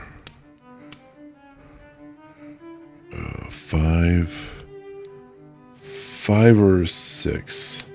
I think 5. You got 5 by itself, so yeah, just insane. Crazy. All right, the story. The wounded savage moaned again. What else? What next? Ralph fastened his hand around the chewed spear, and his hair fell. Okay. Ralph fastened his hands around the chewed spear, and his hair fell. Okay, sure. Someone was muttering, only a few yards away toward the castle rock. He heard the savage say no in a shocked voice, and then there was suppressed laughter. He squatted back on his heels and showed his teeth at the wall of branches. He raised his spear, snarled a little, and waited. Once more the invisible group sniggered. He heard a curious trickling sound, and then a louder crepitation as if someone were unwrapping great sheets of cellophane. A stick snapped, and he stifled a cough. Smoke was seeping through the branches in white and yellow wisps. The patch of blue sky overhead turned to the color of a storm cloud, and then the smoke billowed round him. Someone laughed excitedly, and a voice shouted, "Smoke!" He wormed his way through the thicket towards the forest, Okay, now it wants to highlight text. I'm just trying to move the damn page. Yeah, you may have noped too soon, but we had a conversation that we were surprised they didn't use fire. He wormed his way through the thicket toward the forest, keeping as far as possible beneath the smoke. Presently, he saw open space and the green leaves of the edge of the thicket.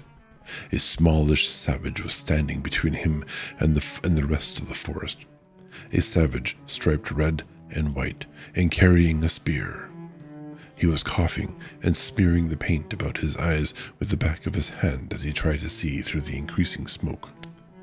Ralph launched himself like a cat, stabbed, snarling with the spear, and the savage doubled up. There was a shout from beyond the thicket, and Ralph was running with the swiftness of fear through the undergrowth. He came to a pig run, followed it for perhaps 100 yards, and then swerved off. Behind him, the ululation swept across the island once more, and a single voice shouted 3 times. He guessed that it was the signal to advance, and sped away again, till his chest was like fire. Then he flung himself down under a bush and waited for a moment till his breath steadied. He passed his tongue tentatively over his teeth and lips and heard far off the ululation of the pursuers. There were many things he could do. He could climb a tree, but that was putting all his eggs in one basket. If he were detected, they had nothing more difficult to do than wait. If only one had time to think. Another double cry at the same distance gave him a clue to their plan. Any savage balked in the forest and would utter the double shout and hold up the line till he was free again. That way they might hope to keep the cordon unbroken right across the island. Ralph thought of the boar that had broken through them with such ease. If necessary, when the chase came too close, he could charge the cordon while it was still thin, burst through and run back. But run back where? The cordon would turn and sweep again. Sooner or later, he would have to sleep or eat, and then he would awaken with hands clawing at him, and the hunt would become a running down. What was to be done then? The tree? Burst the lion like a boar? Either way, the choice was terrible. A single cry quickened his heartbeat, and leaping up, he dashed away toward the ocean side and the thick jungle till he was hung up among creepers. He stayed there for a moment with his calves quivering. If only one could have quiet, a long pause, a time to think. It's kind of the point of what they're doing, I guess. And there again, shrill and inevitable, was the ululation swooping across the island. At that sound he shied like a horse among the creepers and ran once more till he was panting. He flung himself down by some ferns. The tree or the charge. He mastered his breathing for a moment, wiped his mouth, and told himself to be calm. Samnuric were somewhere in that line and hating it. Or were they? And supposing, instead of them, he met the chief, or Roger, who carried death in his hands. Ralph pushed back his tangled hair and wiped the sweat out of his best eye. He spoke aloud. Think. What was the sensible thing to do? There was no piggy to talk sense. There was no solemn assembly for debate, nor dignity of the conch. Think. Most, he was beginning to dread the curtain that might waver in his brain, blackening out the sense of danger, making a simpleton of him. A third idea would be to hide so well that the advancing line would pass without discovering him. He jerked his head off the ground and listened. There was another noise to attend to now, a deep grumbling noise, as though the forest itself were angry with him, a somber noise across which the ululations were scribbled excruciatingly as on slate. He knew he had heard it before somewhere, but had no time to remember. Break the line. A tree. Hide and let them pass. A nearer cry stood him on his feet, and immediately he was away again, running fast among thorns and brambles. Suddenly he blundered into the open, found himself again in that open space, and there was the fathom-wide grin of the skull, no longer ridiculing a deep blue patch of sky, but jeering up into a blanket of smoke. Then Ralph was running beneath trees.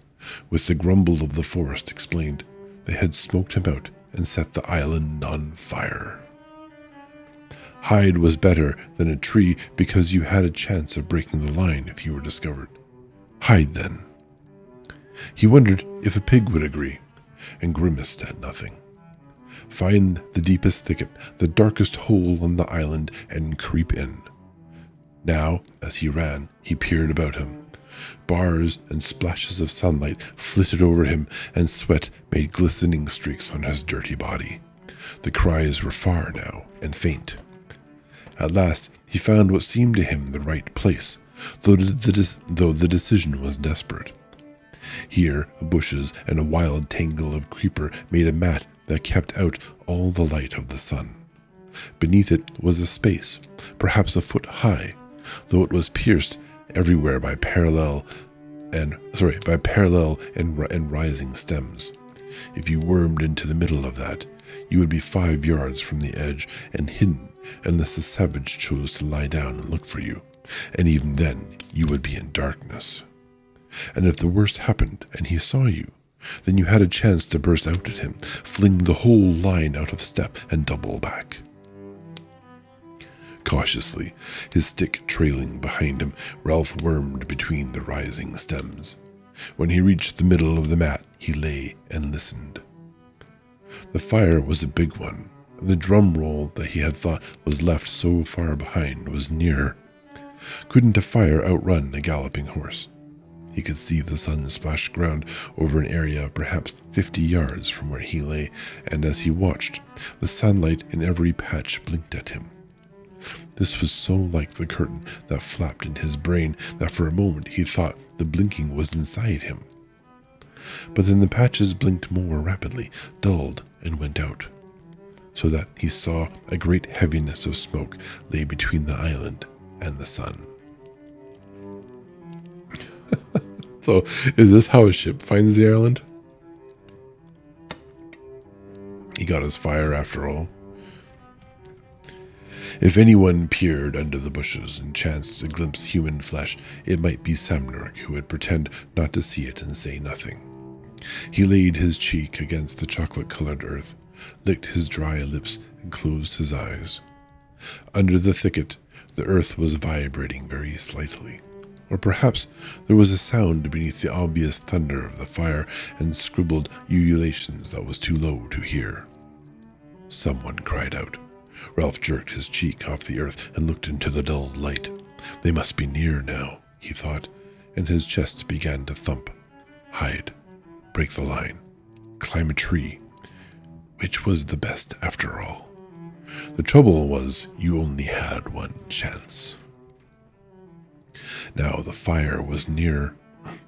Those volleying shots were great limbs, trunks even bursting. The fools, the fire must be almost at the fruit trees. What would they eat tomorrow? Ralph stirred restlessly in his narrow bed. One chanced nothing. What could they do? Beat him? So what? Kill him? A stick sharpened at both ends. The cries suddenly near jerked him up. He could see a striped savage moving hastily out of a green tangle and coming toward the mat where he hid. A savage who carried a spear. Ralph gripped his fingers into the earth. Be ready now, in case. Ralph fumbled to hold his spear so that it was point foremost. And now he saw that the stick was sharpened at both ends. The savage stopped 15 yards away and uttered his cry. Perhaps he can hear my heart over the noises of the fire. Don't scream. Get ready.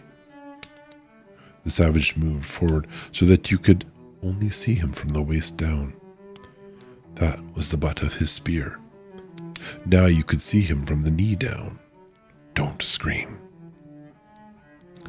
A herd of pigs came squealing out of the greenery behind the savage and rushed away into the forest.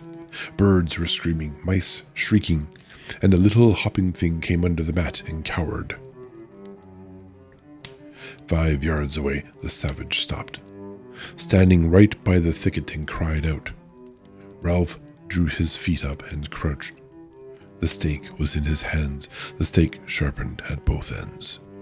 The stake that vibrated so wildly, that grew long, short, light, heavy, light again. The ululation spread from shore to shore. The savage knelt down by the edge of the thicket, and there were lights flickering in the forest behind him. You could see a knee disturb the mold. Now the other.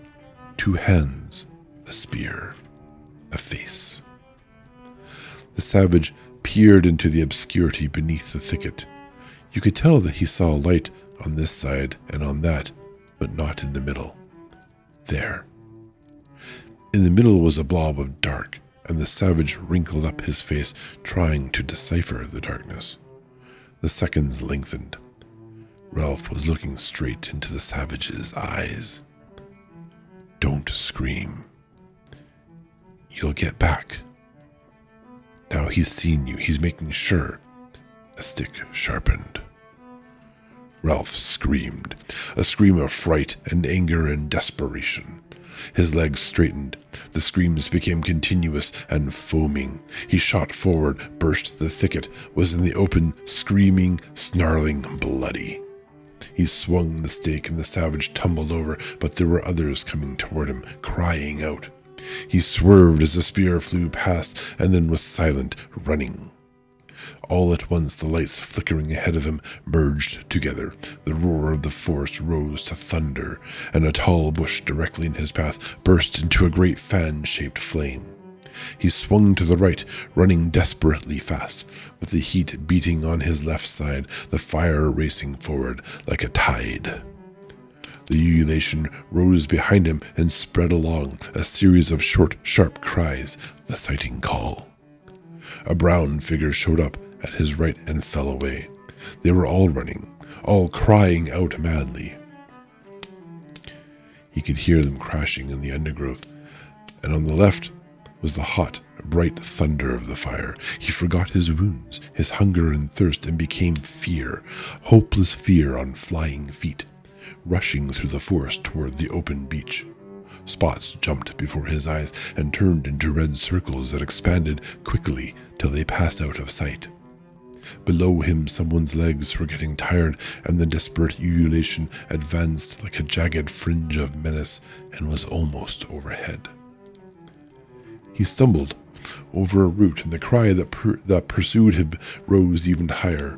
He saw his shelter burst into flames, and the fire flapped at his right shoulder. And there was the glitter of water.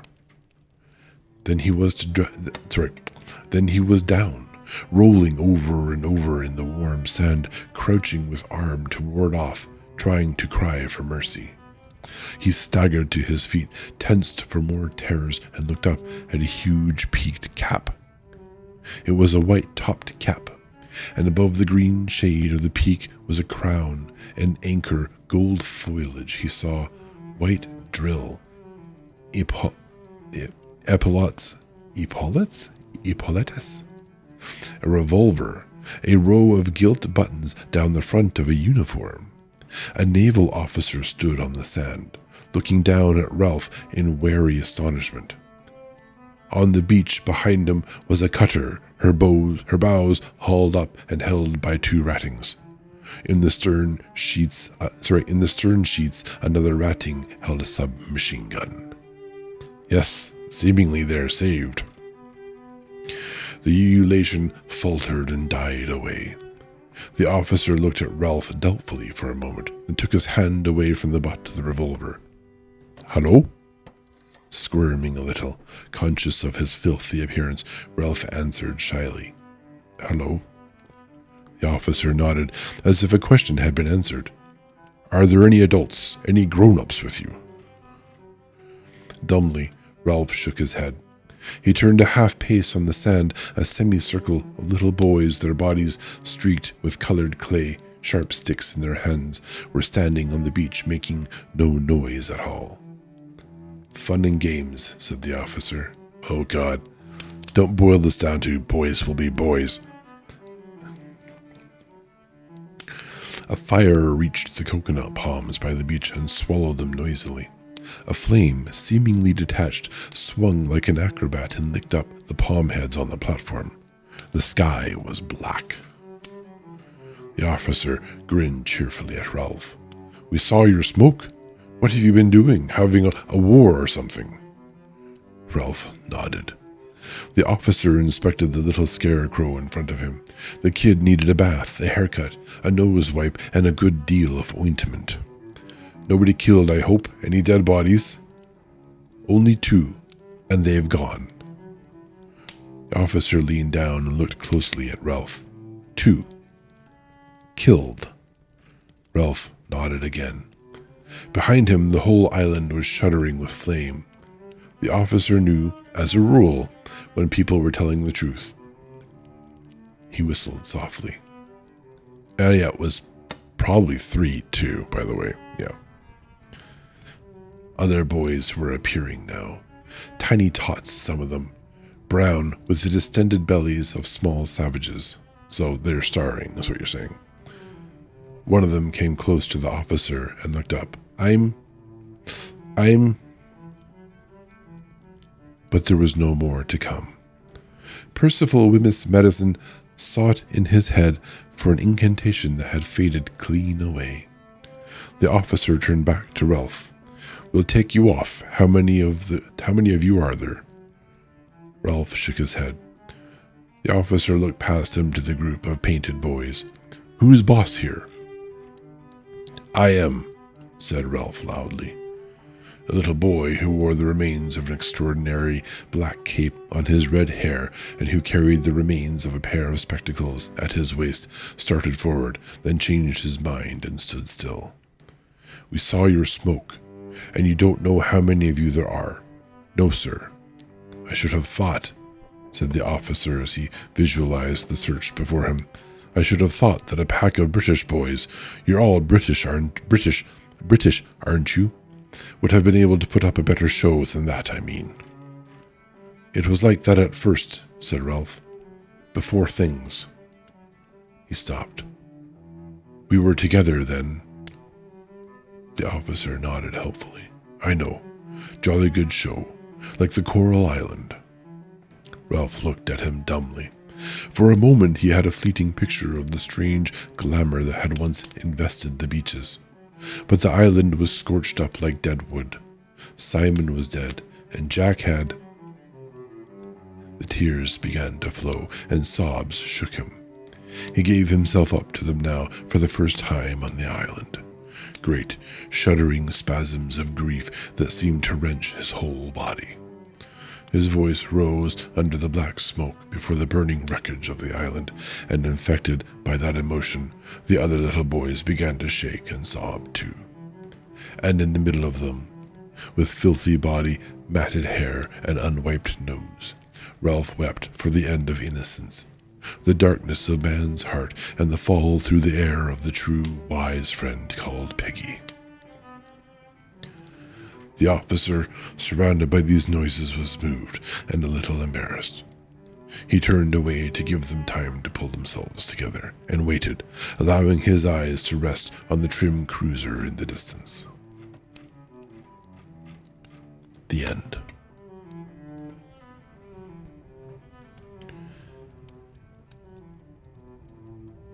I think scenes where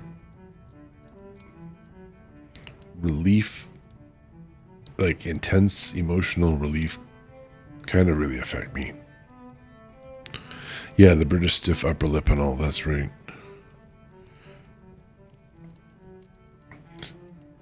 A scene where you are sure you are going to die, and then all of a sudden, not only are you going to survive, but you have been saved from a situation like that. It's gotta be fucking intense, right? With that, we have concluded Lord of the Flies. Another book that kind of echoes some of the political problems we're facing in today's world. Yeah, the freedom to fall apart because you realize you are safe now. It's someone else's problem. It will be handled, and you do not need to be strong anymore. That's powerful.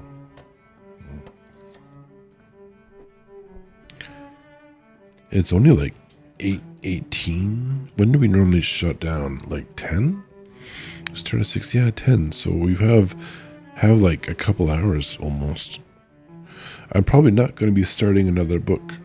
We knew this was going to be kind of a shorter stream because of the way the chapters worked out. It's going to happen now, and then we've been pretty lucky so far with most of the stories. But this was a good book. I have my complaints about how some of the things were handled, but it's a good book. Yeah, we can, maybe I'll go play Helldivers. I haven't played Helldivers yet. I don't have any setup for Helldivers. No pictures, no thumbnails. I just want to play this stupid game. Yeah, so let's take a 5-minute break. And we will fumble our way through a random setup. As a test stream. Well, like all the rest of the test streams, right? Actually, I gotta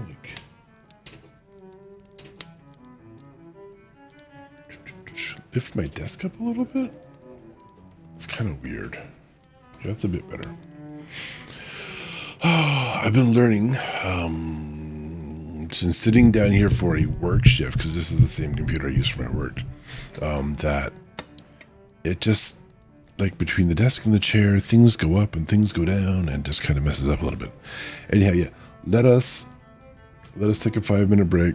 I'm going to just throw ads on just to kind of get rid of the next section, and then we can perhaps not deal with ads until next time. We'll be back. We'll be back soon is my plan.